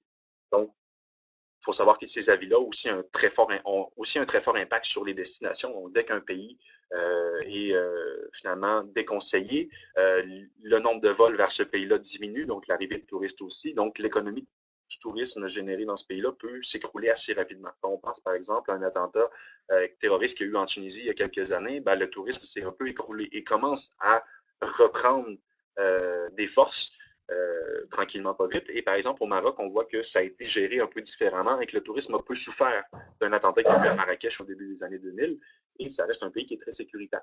On se rend compte que finalement, comme je disais, la stabilité peut basculer autant dans un pays du Nord que dans un pays en voie de développement. Il faut simplement être un peu informé. Je dirais, essayer de lire les nouvelles des 6 derniers mois du pays que vous allez visiter pour voir si c'est le bon moment. Comme ça, vous allez voir, bon, est-ce qu'il y a une campagne électorale qui s'en vient? Est-ce qu'il y a un coup d'État qui vient d'arriver? Est-ce qu'on vient d'emprisonner des journalistes, par exemple? Ces situations-là peuvent arriver n'importe où dans le monde, mais il faut simplement être au courant et pas être au mauvais endroit au mauvais moment, finalement. Oui, Donc, c'est un peu ça. et vérifier les sources et vérifier peut-être l'opinion des gens sur place et des voyageurs, parce que parfois, effectivement, l'information est un peu teintée d'une certaine manière ou d'une Ouais. autre. Ouais. Puis avant de partir, justement, deux bonnes sources d'information, c'est le site des avis aux voyageurs du gouvernement du Canada et le site de diplomatie.fr, qui est le site français, qui va vous donner vraiment tous les détails en termes de sécurité et santé, avec une carte même qui va présenter les différentes régions à éviter si jamais il y a des zones rouges dans le pays. On passe maintenant à la dernière session de la portion entrevue, donc les recommandations finales. Alors, dis-moi Francis, est-ce qu'il y a des accessoires qui permettent de rendre un voyage un peu plus éco-responsable?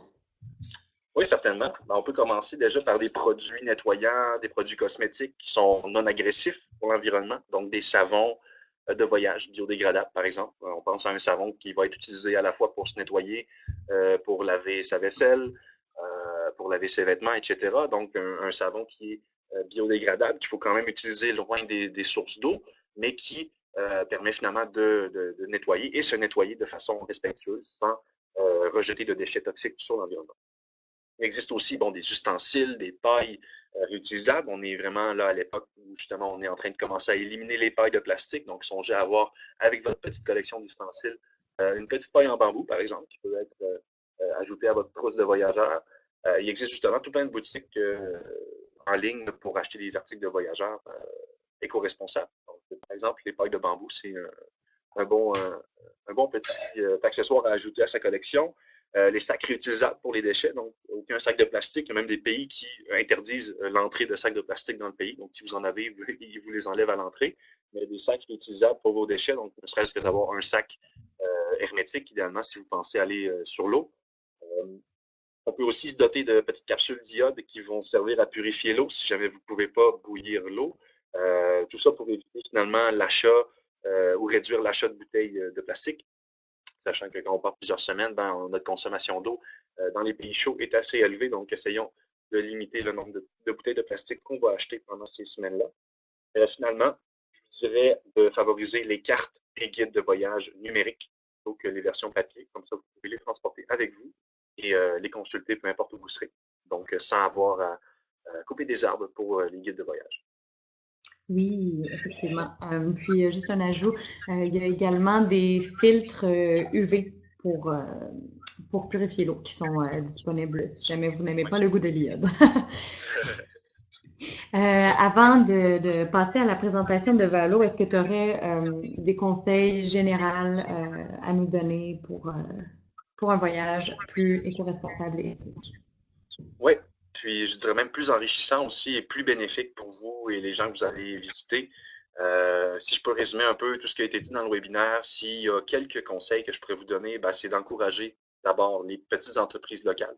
Favoriser vraiment les petites entreprises locales. Je le dis deux fois, tentez de savoir où va votre argent lorsque vous voyagez. Donc, essayez d'en apprendre plus sur, par exemple, les causes, les projets dans lesquels l'agence, le voyagiste ou l'hébergement auprès de qui vous réservez réinvestit ses bénéfices. Pratiquer des activités respectueuses de l'environnement et des populations. Donc, essayer d'éviter, par exemple, des activités motorisées, de rester dans les sentiers balisés. Lorsqu'on parle de sortir des sentiers battus, on le dit dans un sens figuré, donc d'aller au-delà des grands circuits touristiques, mais lorsqu'on va faire une activité en plein air ou faire une excursion, ben là, on vous demanderait de rester dans les sentiers, c'est certain. Favoriser des séjours qui sont plus longs, donc de passer quelques jours au même endroit, déjà pour minimiser le nombre de transports que vous allez prendre pendant votre voyage, mais de séjourner une nuit de plus, ne serait-ce qu'une journée complète de plus au même hébergement, vous allez passer un peu plus de temps avec les mêmes personnes qui vont vous donner beaucoup plus de petites ouvertures sur leur mode de vie, sur leur culture et plus d'informations aussi. Et c'est là que les discussions sont beaucoup plus riches et intéressantes. Et bien souvent, on s'imprègne beaucoup plus aussi de l'endroit lorsqu'on passe une journée de plus. Ça nous permet de relaxer et ça rejoint un peu l'idée du slow travel qui est de vraiment prendre le temps et d'apprécier la qualité au-delà de la quantité. Il faut être prêt aussi à confronter ses idées, ses références culturelles, donc sortir des sentiers battus, mais d'un point de vue psychologique aussi, donc s'attendre à être dépaysé et s'attendre à ce que nos références culturelles, nos réflexes qu'on peut avoir chez soi, ben, soient un peu chamboulés par le mode de vie local, ça c'est certain. Donc, respecter les règles et les coutumes locales autant que possible, donc en s'informant avant de partir sur ces coutumes-là, auprès de, bon, il y a des guides de voyage, mais on peut aussi essayer d'entrer en contact avec une personne de ce pays-là, donc en allant sur des forums de voyageurs, un groupe de voyageurs, par exemple, on dit je m'en vais en Algérie, est-ce qu'il y a un Algérien sur le groupe qui pourrait me donner des informations? Et généralement, il y a des gens que ça leur fait énormément plaisir de vous donner un tas d'informations et un tas de contacts qui va énormément faciliter votre organisation de voyage. Donc, tout ça en ayant simplement fait un post sur un groupe Facebook, on peut vraiment optimiser notre voyage et le temps et le budget qu'on a. Garder contact avec les gens, visiter sur place. Donc, pendant le temps des fêtes, envoyer-leur une photo ou une carte de Noël, ça leur fait énormément plaisir et ça leur fait chaud au cœur. Donc, de le faire avec des gens qui vous ont marqué sur place, que vous avez rencontrés et avec qui vous avez gardé un courriel ou un numéro de téléphone, c'est vraiment quelque chose de bien qui leur font en fait sentir que, bon, il y a des gens qui pensent à eux à l'autre bout du monde et ils sont fiers et ils vont être très contents, ils vont vouloir continuer d'accueillir des gens chez eux. Je dirais ensuite qu'il faut éviter autant que possible les grands pôles d'attraction touristique pour les raisons qu'on a données, mais sinon de visiter ces sites-là lorsqu'ils sont moins achalandés, donc en basse saison. Essayez de voir justement le timing. Donc, si vous avez l'opportunité de décider quand partir dans l'année, essayez de voir quel est le mois idéal entre climat et achalandage. Sinon, ben, si vous êtes contraint dans le temps, ben, essayez de visiter des sites qui vont être moins achalandés en ayant recours à des sources d'informations comme des guides de voyage, des plateformes de réservation qui vont proposer des alternatives à ces destinations-là qui sont très visitées. Je vous dirais d'être respectueux dans votre prise de photo, donc d'avoir le consentement des personnes que vous prendrez en photo, ne pas faire de voyeurisme, donc prendre des photos des gens en situation de pauvreté, ça peut être un bon moyen de sensibiliser, les belles photos, oui, mais essayez de le faire quand même dans le respect, donc demander le consentement des gens que vous prendrez en photo et éviter de prendre finalement des lieux sacrés qui généralement sont interdits de prise de photos. Être conscient de la valeur de l'argent. Donc, sur place, on pense à des pays comme le Maroc où négocier fait partie des plaisirs. Donc, on peut négocier certains produits, certains services, même le voyage de taxi, mais ne négocions pas à outrance. Donc, négocions simplement pour le plaisir de négocier là où c'est la coutume, mais restons conscients de la valeur de l'argent et des revenus finalement moyens des personnes de ce pays-là, qui généralement est assez modeste. Et finalement, tâchez finalement d'être un invité agréable, comme je disais tout à l'heure, d'être ouvert et compréhensif pour que finalement les expériences que vous vivrez sur place soient les plus uniques et authentiques possibles. Et je crois que si vous adoptez en fait ne serait-ce que quelques gestes parmi ceux-là qui deviendront rapidement des réflexes, j'en suis certain, ça sera des expériences uniques et authentiques pour vous. Et les voyages que vous allez faire vont être vraiment plus bénéfique pour vous. Vous allez sentir que le temps et l'argent que vous avez investi pour ce voyage-là a été largement récompensé et les gens sur place auront aussi largement plus de bénéfices et auront éventuellement une meilleure autonomie, une meilleure qualité de vie grâce à des voyageurs comme vous qui auront adopté des gestes éthiques et éco-responsables. Merci, Francis. Alors, avant de réinviter Marie-Gilles pour le mot de la fin, je vais te laisser nous présenter Vaolo, donc la plateforme de Village Monde. Oui, en fait, je me suis présenté rapidement tout à l'heure. Je disais que Village Monde, c'est un organisme sans but lucratif. Donc, Village Monde est un organisme canadien qui est basé à Québec qui développe un réseau d'hébergement durable et solidaire. Donc, des hébergements qui sont hors des sentiers battus. Donc, on sort des grands circuits touristiques. Et tous les hébergements qui sont appuyés par Village Monde sont soit situés dans des zones rurales ou éloignées.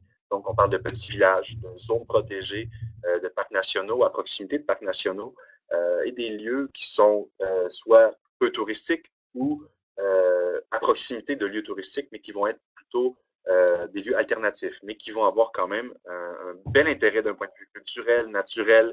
Il y aura souvent des attraits de patrimoine, d'histoire en lien avec ces cultures-là. Donc, des sites touristiques qui gagnent à être connus des voyageurs, mais qui sont peu connus pour l'instant, faute d'avoir un accès suffisant au marché étant donné que le tourisme est un marché très compétitif. Donc, on veut donner une voix à ces petites initiatives-là, ces petits hébergements qui génèrent des revenus pour plusieurs familles locales. Donc, souvent, ça va être des entreprises privées, mais encore des associations. Aussi, il y a des associations villageoises, des gens qui se réunissent au sein d'un comité pour organiser une activité touristique locale, pour accueillir des voyageurs. Donc, Village Monde va offrir une plateforme qui s'appelle Vaolo, donc une plateforme de réservation qui, un peu comme Airbnb, permet de réserver en direct auprès des hébergements qui ont été visités, évalués et labellisés par Village Monde. Donc, ces hébergements-là qui se retrouvent sur la plateforme ont été visités par des explorateurs ou exploratrices de Village Monde et évalués sur place pour leur impact local. Donc, on va regarder vraiment bon, c'est certain qu'on va regarder la qualité de l'hébergement en tant que tel, les infrastructures, est-ce que c'est adéquat pour accueillir des voyageurs, est-ce que la gestion est adéquate, mais ce qui va déterminer vraiment si l'hébergement peut être appuyé ou non par Village Monde, c'est ses retombées locales. Donc, est-ce qu'il y a des actions concrètes qui sont faites par ces hébergements-là pour redonner à la population et protéger l'environnement local? Donc, ce sont des actions environnementales, donc qu'est-ce qui est fait pour gérer, par exemple, les déchets, pour gérer l'énergie, pour gérer l'eau, en fonction de leurs moyens, certainement, parce qu'il y a différentes structures à différentes tailles aussi, parce qu'on va travailler, par exemple, avec des hébergements plus luxueux, comme des petits hôtels, qui ne seront pas des gros resorts, mais qui vont avoir un niveau de confort plus élevé, qui auront des moyens supérieurs pour contribuer finalement au développement local et à la protection. Mais on travaille aussi avec des hébergements plus petits, par exemple des associations villageoises, des hébergements chez l'habitant. Donc, on regarde vraiment les moyens qui sont à disposition et quel est le contexte local et comment finalement cette infrastructure-là et comment cette activité touristique-là peut être améliorée d'un point de vue durable pour finalement s'assurer que l'activité touristique soit bénéfique pour un maximum de personnes locales et soit intéressante pour les voyageurs. Donc, notre label s'appuie sur différents critères qu'on voit ici en ce moment. Donc, on parlait de la qualité des infrastructures, on parlait de la gestion, des retombées socio-économiques et des retombées environnementales, mais aussi les activités potentielles. Donc, est-ce qu'il y a des activités en lien avec la culture qui permettent de rencontrer les gens, d'en apprendre plus sur leur mode de vie? Est-ce que je peux, par exemple, aller faire de la pêche traditionnelle? Est-ce que je peux faire un atelier d'artisanat, par exemple, et tout ça? Donc, on va, sur la plateforme, avoir différents pictogrammes qu'on voit ici, des petits icônes comme le lézard, le petit temple, le petit bonhomme, la montagne et tout ça. Tout ça, c'est des pictogrammes qu'on utilise pour donner un peu une idée du type d'expérience qui est offert par l'hébergement sur la plateforme. Donc, si vous naviguez sur Vaolo, vaolo.com, vous pouvez aussi cliquer sur le bouton Book Now sur la diapositive. Vous venez droit vers le site. Vous pouvez choisir la destination et dans ce pays-là, vont décider quel hébergement vous intéresse. Il y en aura plusieurs, dépendamment du pays, avec différents tarifs. Et ces tarifs-là, généralement, sont pour 2 personnes. Donc, après, il faut voir sur la page à quoi correspond ce tarif-là. Généralement, c'est une nuitée et un petit déjeuner pour 2 personnes. Il y a des hébergements qui vont être plus chers, qui vont inclure plus de repas. Par exemple, on va inclure la pension complète, c'est-à-dire 3 repas, et des activités. Par exemple, il y a des hébergements aussi qui vont offrir le transport et tous les services reliés finalement au séjour, que ce soit le guide, le transport, les repas, les activités et l'hébergement. Donc, on va offrir un paquet avec un prix plus élevé. Donc, c'est important de voir pour chacun ce qui est inclus. Et vous aurez vraiment une panoplie d'hébergements. Maintenant, on est au-dessus de 420, je dirais, hébergements sur la plateforme dans une quarantaine de pays. Donc, vous pouvez vraiment voir toutes ces initiatives-là qui sont vraiment uniques, qui sont hors des sentiers battus, qui restent quand même accessibles. L'accessibilité est quand même un critère aussi qu'on évalue pour voir, bon, est-ce que les gens sont capables de se rendre sur place. Et vous pouvez voir finalement tous ces hébergements-là et qu'est-ce qu'ils font concrètement pour contribuer finalement à améliorer les conditions de vie locales. Donc, sur la page de l'hébergement, vous verrez la description de l'hébergement, les activités, vous verrez finalement les retombées locales. Donc, qu'est-ce qui est fait par l'hébergement? On va décrire un peu en résumé ce qui est fait par l'hébergement. Par exemple, on va réinvestir 50% des bénéfices dans des projets communautaires tels la construction d'une école ou d'une pharmacie, etc. Donc, il y a vraiment plein de possibilités et tout plein d'actions concrètes qui sont posées par les hébergements. Et chaque hébergement a un peu sa méthode ou son approche particulière localement pour être bien implanté et bien intégré avec son milieu. Et vous, après, tout ce que vous avez à faire, finalement, pour encourager ce réseau-là et favoriser le tourisme durable, ben, c'est de les visiter, donc de voyager dans ces hébergements-là et de séjourner chez eux pour leur permettre de générer des revenus et permettre à ces communautés-là, finalement, de s'outiller suffisamment pour subvenir elles-mêmes à leurs besoins et se développer elles-mêmes et sortir de cette dépendance qu'on peut avoir entre les pays du Nord et les pays du Sud, entre les pays en voie de développement et l'aide humanitaire qui est versée par les gouvernements, sachant que, je n'ai pas les chiffres exacts en ce moment, vous avez calculé que les revenus touristiques sont 5 fois supérieurs à toute l'aide humanitaire versée chaque année, et on parle de centaines de milliards. Donc, le tourisme génère un peu plus qu'1 trillion de dollars, donc 1000 milliards par année. Donc, c'est énorme en termes de potentiel de développement si ces revenus-là sont concentrés localement dans les petites entreprises et chez les petites entreprises. Donc, c'est un peu ce que fait Villagement à travers de son label et à travers de sa plateforme, qui est vaolo.com. Super, merci beaucoup pour la présentation. Puis, on vous invite tous à découvrir Vaolo et Village Monde. Donc, le lien va être dans la diapositive finale. Alors, Marie-Gilles, tout d'abord, Marie-Gilles, merci d'avoir animé le débat dans les médias sociaux et sur la plateforme ici. Est-ce qu'il y avait des questions ou des commentaires dont tu aimerais nous faire part? Oui, donc on a reçu 2 questions ici sur le chat du webinaire. La première, est-ce qu'il existe des certifications concernant le tourisme durable? Pour ce qui est des certifications, je ne suis pas certain si c'est ce qu'on voulait dire. Donc, si c'est un certificat ou un diplôme, je sais qu'en termes de labels, certification, c'est aussi de labels. Je sais qu'il existe énormément de labels, comme le label Village Monde, qui tient compte justement de l'aspect social, de l'aspect économique et de l'aspect environnemental. Donc, pour certifier la durabilité d'un hébergement, il y en existe beaucoup. On pense aussi au label TripAdvisor, par exemple, qui est très populaire. Mais il faut voir après, bon, la facilité d'acquérir ces labels-là. Est-ce que c'est plutôt un outil marketing ou c'est vraiment un label qui vient vraiment certifier la durabilité de l'initiative? Mais sinon, si on parle plutôt de cours ou de programmes, je sais qu'il existe un très bon certificat en tourisme durable à l'Université Laval qui semble très intéressant. Donc, vous pouvez passer par le certificat de tourisme durable. Il existe aussi des programmes de premier et deuxième cycle dans différentes universités du Québec et au Canada, j'en suis certain. Donc, vous avez même des cours en ligne qui peuvent être suivis. Et si jamais ça vous intéresse, il y a des mandats aussi de coopération internationale qui sont offerts par différents organismes de coopération internationale au Québec. On pense par exemple au Crédil. Il y a le programme Québec sans frontières qui offre des mandats des stages de coopération internationale spécialisés en tourisme. Donc, vous pouvez avoir une formation concrète sur le terrain en développement touristique durable, donc d'avoir une expérience terrain avec une association locale qui développe un tourisme, souvent un écotourisme local de base là, communautaire. Donc, ça peut vous donner une bonne formation terrain. Mais pour ce qui est du théorique, il existe des certificats, des programmes universitaires, même au collège, il y a un très bon programme de techniques de tourisme au Cégep Limoilou à Québec, qui est aussi excellent, qui combine aussi des sessions d'immersion anglophone avec le Collège de St. Lawrence. Donc, on acquérit une formation bilingue dès le départ et les jeunes sont déjà formés pour être des professionnels de tourisme à la sortie du cégep. Donc, c'est un autre exemple de programme très intéressant là, pour toute personne qui voudrait travailler en tourisme dans les prochaines années à venir. Puis je sais qu'en termes de certification pour les organismes touristiques, en fait, je sais qu'il y a quelques labels qui existent. Je ne les connais pas tous par cœur, mais je sais qu'il y a Rainforest Alliance qui a un label pour les hébergements qui sont respectueux de l'environnement. Il y a le label B Corporation qui est pour les entreprises touristiques qui réinvestissent socialement et également. Il y a aussi le label Carbon Reduction. Donc ça, c'est pour n'en nommer que quelques-uns. Mais si vous faites une petite recherche sur Google, vous pouvez voir la liste de toutes les certifications que les compagnies touristiques peuvent posséder. Ouais, il y a aussi 1% for the Planet, qui est un label intéressant qui ne se limite pas juste au tourisme, mais qui en fait touche à tous les secteurs économiques, mais qui en fait consiste à labelliser des entreprises qui redonnent 1% de leur profit à des organismes ou à des causes à caractère social ou humanitaire. Village Monde en fait partie, justement.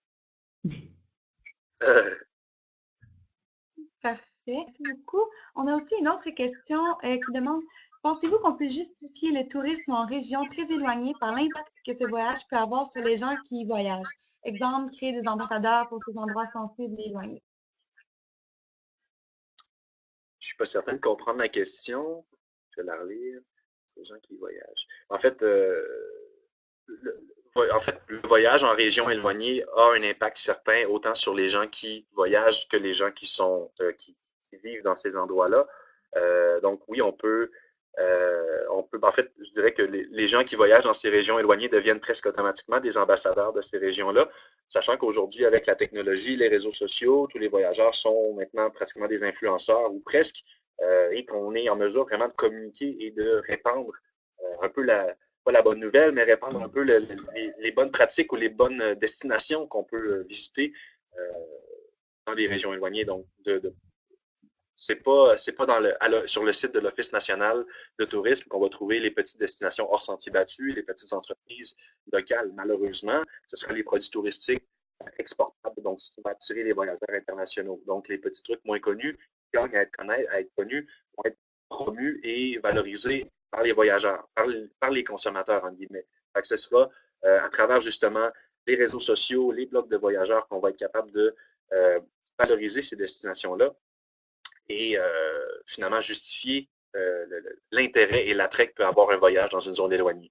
Et un autre moyen justement de le justifier, c'est d'aller du côté des gens qu'on visite, dire que ces gens-là, ben, ça réduit l'exode rural, ça permet de garder les gens dans les régions, de générer des emplois pour les jeunes et les femmes qui souvent sont les plus touchés par l'exode rural, de leur fournir des opportunités d'emploi qui sont gratifiants, qui leur donnent une certaine autonomie et qui développe aussi un sentiment de fierté parce que les gens s'intéressent à notre culture, à notre mode de vie. Ben, tout ça, c'est des bonnes raisons d'encourager le développement du tourisme en région et de l'encadrer pour que ça se fasse d'une façon durable sur plusieurs années.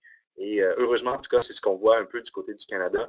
Lorsqu'on parle de tourisme autochtone, l'année prochaine sera une grande année, je pense, pour le tourisme autochtone au Canada, voyant toutes les actions qui sont posées par le gouvernement pour les différentes régions du pays où il y a effectivement du tourisme et des expériences autochtones qui sont offertes. On pense notamment au Grand Nord canadien, on pense à la baie James, on pense au Nunavik, qui sont des régions actuellement peu visitées, mais qui ont des produits touristiques très intéressants qu'il faut mettre de l'avant et tout ça. Et l'année prochaine sera l'année internationale des droits des peuples autochtones. Donc, ce sera, je dirais, le timing parfait pour utiliser le tourisme comme une tribune en même temps pour mettre de l'avant les droits des peuples autochtones. Donc, on voit vraiment, encore une fois, le tourisme à quel point ça peut être un outil de développement et un outil pour faire avancer les objectifs de développement durable dans tous les secteurs de la société, donc au-delà du tourisme.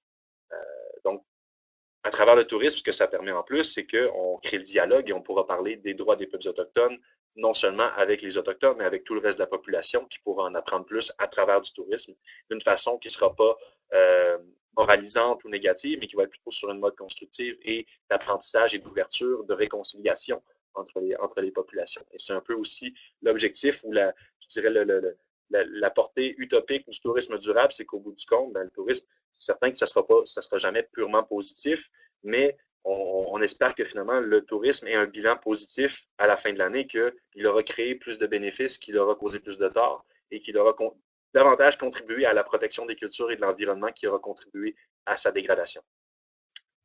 Donc, j'allais un petit peu au-delà de la question, mais j'espère que ça répond. Oui, pour faire un peu de pouce là-dessus, en fait, n'hésitez pas quand vous êtes à destination. C'est sûr, on a beaucoup mis l'emphase sur la préparation avant de partir. Donc, renseignez-vous, posez les bonnes questions, mais ça peut se faire également de manière organique une fois que vous êtes sur place.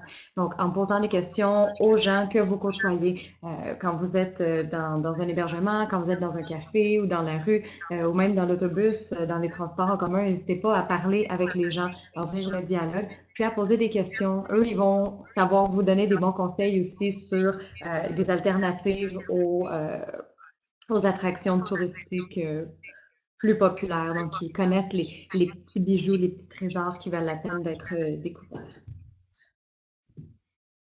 Parfait, merci. Et finalement, on a aussi reçu une recommandation de livre, dans le fond, qui vient répondre un peu à les types de tourisme qu'on a discuté pendant ce webinaire. Donc, je vais mettre le lien dans le chat. Et ça s'appelle Un autre tourisme est-il possible? Et je mettrai aussi le lien sur Facebook pour ceux qui sont intéressés à faire une lecture plus approfondie du sujet. Super. Eh bien, si vous désirez approfondir vos connaissances, je vous invite également à visiter le site de la FTJ et à visionner nos autres webinaires. Donc, on a toutes sortes de sujets super intéressants pour aider vraiment les voyageurs à être bien renseignés, bien outillés sur de saines pratiques touristiques où vraiment tout le monde peut bénéficier de ces retombées-là. Merci Marie-Gilles encore une fois pour avoir animé et modéré la discussion. Et Francis, merci vraiment pour tes réponses tellement riches et intéressantes. Est-ce que vous avez quelque chose à ajouter avant qu'on se quitte? Ben, ça m'a fait plaisir. Merci à vous deux. Puis j'espère qu'on aura l'occasion de se reparler de tourisme durable et de voyage comme ça prochainement. C'est très plaisant. Oui, merci beaucoup. C'était super intéressant et très instructif. Oui, et tout le monde, n'hésitez pas vraiment à visiter nos sites Internet et à communiquer avec nous, l'un comme l'autre, si vous avez, que ce soit des questions par rapport à un projet de voyage ou par rapport aux services qu'on offre. Donc, ça va tous nous faire un grand plaisir de vous répondre. Bonne fin de journée et bon voyage!